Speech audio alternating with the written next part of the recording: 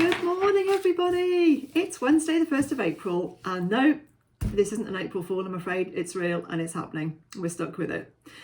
Yesterday, we had a really good reaction on LinkedIn and on Facebook to the proposal that Emma Jones has put to government. That's Emma Jones from Enterprise Nation. And this was about businesses being able to part-time furlough people, which I think is an incredible idea. And also the idea that employees of small companies could then come back and volunteer for their businesses, which just makes so much sense, because then those businesses are going to be in a much better place for everyone to come back to. I think just shutting everything down and thinking you can pop back up again is a little bit naive, and it's going to make it much more difficult. The biggest issue around this week is definitely short-term cash flow. The poll we did in the Facebook group showed that 55% of businesses are not confident about surviving the next 3 months, and many of those have left comments saying, let alone not confident, they know they can't survive it and there's no current way for them to access help.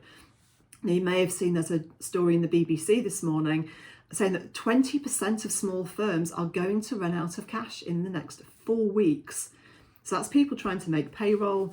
I know there's been quite a bit of posting in the group about staff being told they can't get paid, and is this right? Well, if there's no cash, there's no cash.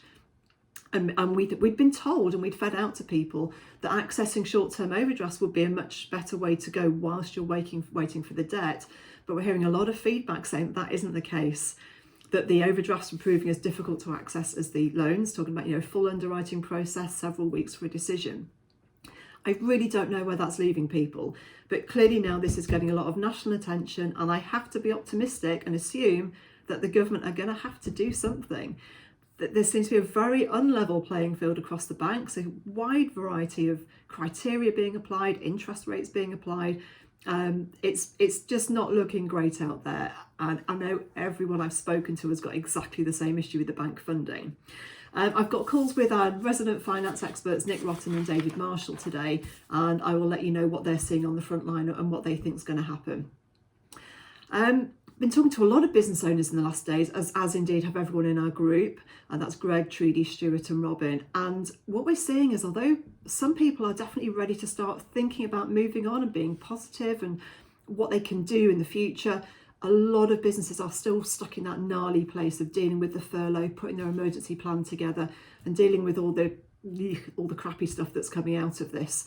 I was chatting with a friend last night who's got quite a big business, and he was saying he just can't deal with all the bad stuff at once. He's having to kind of eke it out, because dealing with so much negativity and difficulty in one day is really tough on him.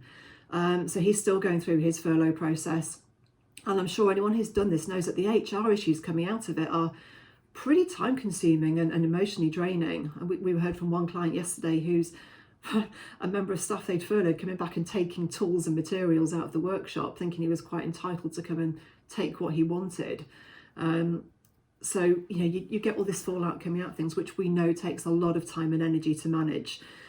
But we also know lots of you are thinking about the future and how you can make the very best of the next few weeks or months. What can you learn? What books can you read that you've always wanted to do? What can we actually do so we come back from this in some way better, having learnt more, become more, read more, got a new action plan, a new business plan, something you can pivot into. But we know everyone's not there yet. We're going to try and strike a balance of what we talk about, because there are different people at different stages, and we can't ignore the fact that a lot of people are still really struggling with what on earth do they do next.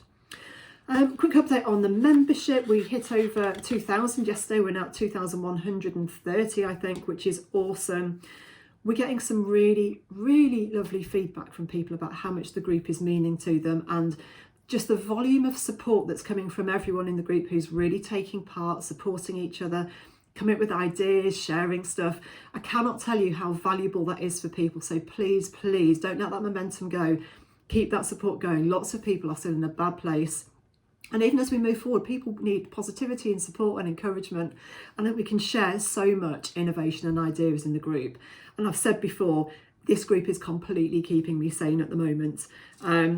I would just say, just remember, only give technical advice if you're an expert. We have to be very careful on this group that we're all about the fact, we're not about the rumour, we're not about the speculation.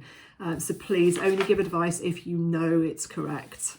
We are doing the best job we can moderating and kicking stuff off if we think it's either not good advice or if people are starting to sell which we really, really don't want in this group.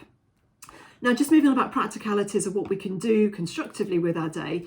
Stuart Ross put a great post up yesterday about having some structure to the day. I know it's very easy for me, especially with the group. I can spend a whole day just sitting on Facebook, and that is, whilst it's great, it's not incredibly productive for the rest of my life and my business.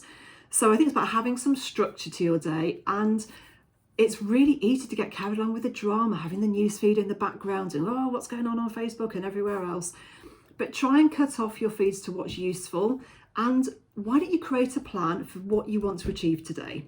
And what would be really cool is, why don't you share that in the group? I'll start and I will put in there what I actually want to get done today that is constructive and will move my business forward, and to make me feel when I get to 5 or 6 o'clock tonight that I actually did something useful with the day.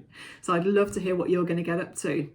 So have a great Wednesday. As usual, we'll update with a full update after our 10:30 leadership team meeting, and I will see you tomorrow. Bye.